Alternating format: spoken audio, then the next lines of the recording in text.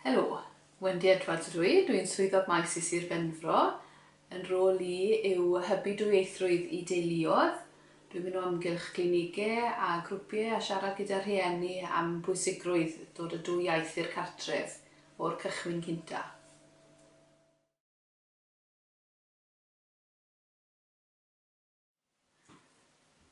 Dwi wedi enwebu Aelwen Lee am y wobr hon am ei gwaith gwirfoddol gyda twf. Mae Aelwen wedi cael ei magu lan mewn cartre Cymraeg a wedi byw lawr yn gwaelod y sir. Wedi codi ei merch lan gyda dwy iaith yn y cartre a mae wedi gweld y pwysigrwydd o gadw'r Gymraeg a gwmynt sydd i gael yn yr ardal gyda hi lawr yn gwaelod y sir sydd eisiau siarad a bod ddim y siawns i gael yna. A mae Aelwen yn helpu'r rhain yn ei hamser ei hunan.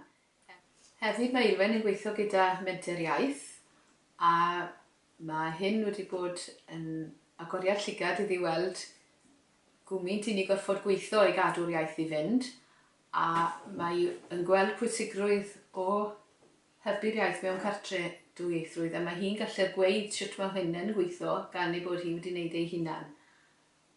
Mae'n sbort, mae'r rhieni'n hoff iawn ohoni a mae hi hefyd yn mynd yr ail filltir i hybu'r iaith.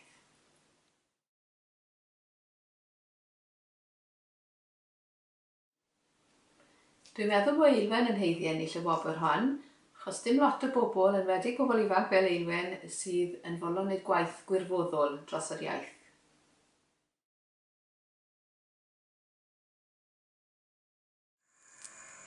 Enw fi yw Aelwen Lee a dwi'n gweithio rhan amser gyda menter iaith Sir Benfro, rhan amser lawr yn gytre hyn bobl yn Benfro ac yn gwirfoddoli gyda twf hefyd.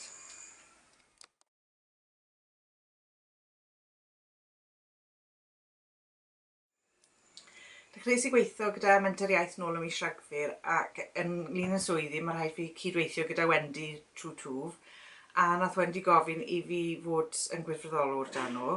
Felly amser mae eisiau tym bach o mwy o help neu bod eisiau rhywun mynd i grŵp babi a fi ac yn ymlaen, amser drwy gallu mynd lawr a wneud e. Mae'r swydd hwn wedi gwneud fi sylwi beth dwi eisiau wneud dan bywyd fel betai. A dwi'n gobeithio nawr mynd mlaen a fod yn ymwely'r iechyd a hybu'r Cymraeg trwy'r swydd yna a trwy'r beth dwi dal yn wneud yn ystod amser ni.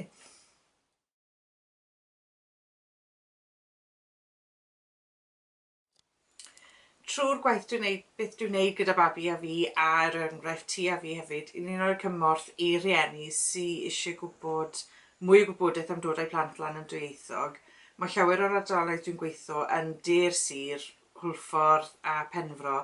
I ni'n rhoi cyfle i rieni sy'n dysgu Cymraeg neu di-Gymraeg, siwt gweithgareddi wneud, beth i wneud, caneuon i canu, storiau bach syml i gweud wrth y plant.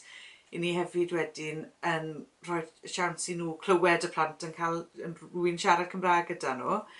Mae grŵp ti a fi lawr yn Benfro, mae hwnna'n eitha Saesnegydd, to ardal Saesnegydd dir sir, ond mae rhieni yna eisiau dysgu, eisiau gwybod beth i wneud i helpu'r plant da'r Gymraeg, a i ni na i roi cymorth iddyn nhw.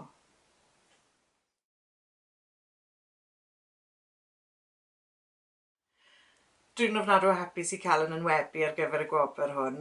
Dim bach o sioc i gweud y gwir. Meddwl bod e ddim byd anhygoel i wneud, ond wedyn edrych arno, mae fe'n peth pwysig i hybu'r Cymraeg yn yr ardaloedd mwy o Saesneg a roi'r cymorth i'r teuluoedd yma sydd eisiau fe. Mae llawer o'n nhw nawr yn ffrindiau ar pethau fel Facebook ac yn cyswllt fe yn bersonol yng Ngystel a trwy proffesiynol wedyn, de.